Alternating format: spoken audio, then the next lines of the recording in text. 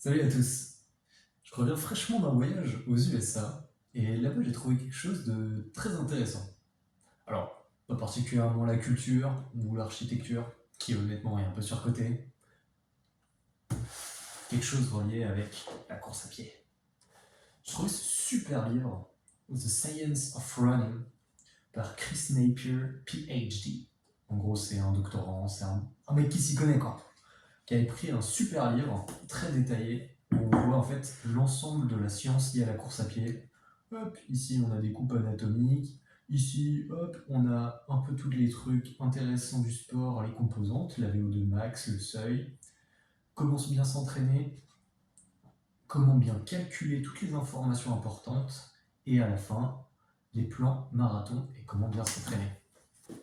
Après avoir lu ce livre, qui franchement je vous conseille si vous voulez aller plus en profondeur dans la course à pied, donc du coup celui-là c'est la version anglaise, mais 99% sûr qu'il existe en France, ou au moins un équivalent. Donc la science de la course à pied de Chris Napier, à la bonne française, sinon c'est Napier je pense. Mais bref, dans ce livre j'ai découvert plein de choses. Je traiterai peut-être dans d'autres vidéos. Mais aujourd'hui ce qui nous intéresse, ça va être le seuil. En effet, le seuil, et même plus généralement l'ensemble des allures dans un plan d'entraînement, principalement marathon dans mon cas, ça peut être vite compliqué. Mon premier plan d'entraînement de marathon, qui a mené à un échec, pas à cause du plan d'entraînement, à cause de ma blessure, c'était un peu compliqué à comprendre. En effet, ça parlait d'allure seuil, d'allure 5 km, d'allure 10 km, mais quand tu commences la course à pied, ça te parle pas en fait, tout simplement. Mais du coup, concrètement, qu'est-ce que j'ai appris dans ce livre qui fait que maintenant j'ai une meilleure compréhension de mes plans d'entraînement? Eh bien, je vais ouvrir un livre qui est très intéressant à la page 166, qui en fait explique l'ensemble des calculs de forme du moment. En gros, sur cette page, il y a plein de petites équations, très simples, je ne suis pas un matheux, qui nous permettent de comprendre comment calculer sa VO2 max, son seuil, et avoir une bonne idée de son endurance et de son seuil de lactate. Je ne vais pas m'embarquer dans l'explication du lactate ici, mais c'est hyper intéressant. Juste, si vous avez fait de l'EPS au lycée et qu'on vous a parlé d'acide lactique, c'est pas vrai. Après, vous vous débrouillez avec cette info. Alors, dans ce super livre, il y a un exemple de test de seuil qui est tout simple, c'est de courir 30 minutes pleine balle. Et à l'issue de ces 30 minutes, en fait, tout simplement, cette allure-là, c'est ce qu'on utilise comme notre seuil lactate. Notre lactate threshold, qui est le seuil. On va retenir juste ça. Au-delà de cette allure, on va commencer à produire du lactate, qui est du coup le seuil entre l'endurance aérobie et anaérobie. Je ne vais pas vous faire une explication très détaillée. Définition de l'aérobie, définition de l'anaérobie, mettez pause. Grosso modo, ça suffira à comprendre le concept. Et du coup, maintenant qu'on a ces informations-là, dans mon cas, hop, je sors mon Strava, test de seuil, je me mettrai peut-être une capture d'écran, ce sera plus parlant. Je suis allé sur une piste, pas loin de chez moi, et je suis parti comme une balle.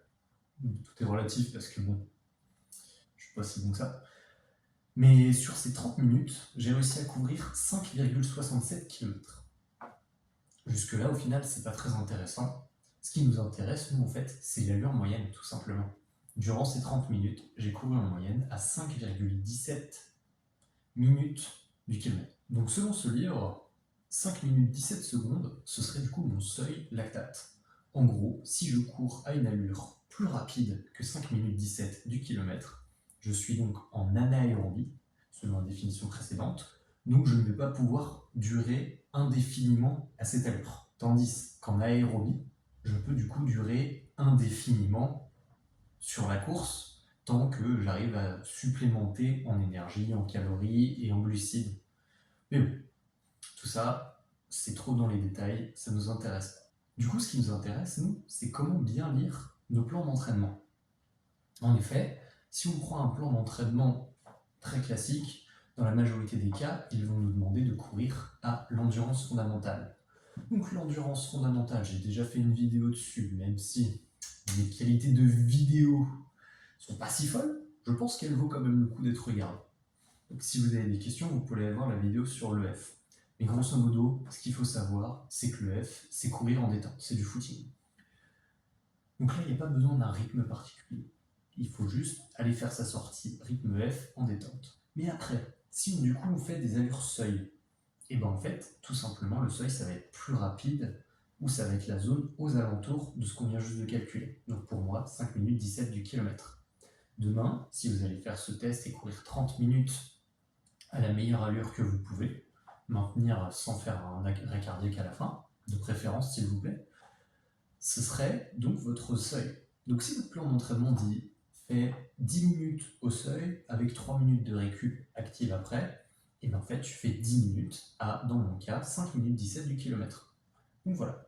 Et une fois qu'on a ces informations-là, on peut ensuite extrapoler pour répondre aux autres demandes. Dans vos plans, vous allez donc trouver les différentes notions. L'endurance fondamentale, le seuil, allure 5 km, allure 10 km, allure semi-marathon et allure marathon.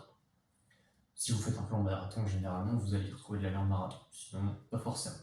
Ces allures-là, ce ne sont pas les allures que vous avez déjà courues sur un plan marathon ou sur quelque chose comme ça. C'est votre maximum à cette distance. Donc tout ça, ça peut être calculé assez facilement avec plein de calculateurs disponibles en ligne. Si vous voulez, j'en mettrai un dans la description de Running Addict, référence française du running. Honnêtement, si vous aimez les vidéos de running et que je ne suis pas assez qualitatif pour vous, Running Addict. je repasse juste sur un terrain déjà conquis, moi, je m'amuse juste. Bref, une fois que vous avez trouvé ce calculateur en description, vous allez pouvoir mettre n'importe quelle distance, 5, 10, 21, 42 km, ainsi que votre temps réalisé. De préférence, faites une séance test pour avoir une idée de votre état de forme. Moi, je dirais sur 5 ou 10 km si vous n'êtes pas particulièrement en tip-top shape, et si vous avez confiance dans votre semi-marathon ou marathon, vous pouvez éventuellement, mais disons que ce sera un plus gros investissement afin de prendre un point de départ. Donc, si vous faites un marathon en point de départ pour s'entraîner pour un marathon, je ne suis pas convaincu. Mais vous pouvez simplement aller faire un petit 5 km ou un 10 km pleine balle. Rien ne vous interdit de mettre un dossard et d'aller vous éclater avec des gens. Et du coup, ce calculateur vous donnera l'ensemble de vos rythmes. Personnellement, j'aurais une petite préférence pour le 5K parce que quand on a un niveau aux alentours de du coup 5 minutes, on peut faire en même temps l'expérience des 30 minutes et le 5 km plus ou moins. Mais ça après, c'est en fonction du niveau de chacun. Si vous avez du mal à faire un 5 km, ce qui est tout à fait normal si vous vous lancez dans la course à pied, ça peut être un premier objectif de faire un vrai 5 km où vous vous mettez un petit peu dans le dur. Et à partir de cette base, vous pourrez calculer l'ensemble de vos allures. Donc voilà. Mais on va prendre un exemple concret, parce que j'ai l'impression d'avoir beaucoup parlé et de ne pas avoir été très clair. On va prendre mon cas. Demain, j'ai une séance d'endurance fondamentale d'1 heure. Mon endurance fondamentale, elle n'a pas d'allure exacte. Ça va être quelque chose où je suis inférieur à 140 battements par minute, donc très utile la petite montre. Mais sinon, c'est simplement une allure auquel vous êtes capable de taper la discute. Donc vous allez avec un petit poteau qui fait un peu de la marche rapide, qui court un peu, et vous vous tirez vers le haut, tout en racontant votre super week-end. C'est très important. Il a besoin de savoir tous les détails de votre vie à la fin de ce footing. Sinon, vous n'avez pas fait de l'endurance fondamentale. Ensuite, si votre plan vous parle de seuil, c'est ici que vous avez besoin du coup de ce test des 30 minutes. Et ensuite, vous simplement répliquer cette expérience, ce rythme-là, pour faire du seuil. Et généralement, dans un plan, vous inquiétez pas, une fois que vous êtes fait mal une fois sur ce test des 30 minutes, le seuil, vous ne le referez pas pendant 30 minutes pendant votre entraînement. En moins, en début de plan, normalement, s'il n'est pas trop mal construit. Et ensuite, je vous invite à faire, comme je vous dis, soit, comme dans mon cas, le 5 km est dépassé dans ce test des 30 minutes et vous utilisez ce 5 km dans un calculateur pour obtenir vos allures 5 km, bon ça c'est facile, 10 km, semi-marathon et marathon. Et lorsque vous avez une séance marathon, donc par exemple dans mon cas, si je dois faire 1h30 à endurance, non, 1h30 à allure semi-marathon, et bien mon allure semi-marathon, ce sera la suivante, que j'ai obtenue grâce au calculateur et aux données que j'ai déjà. Donc voilà, grosso modo, c'était juste ça que je voulais couvrir. Maintenant, vous allez simplement pouvoir lire vos petits plans d'entraînement et savoir exactement quoi en faire.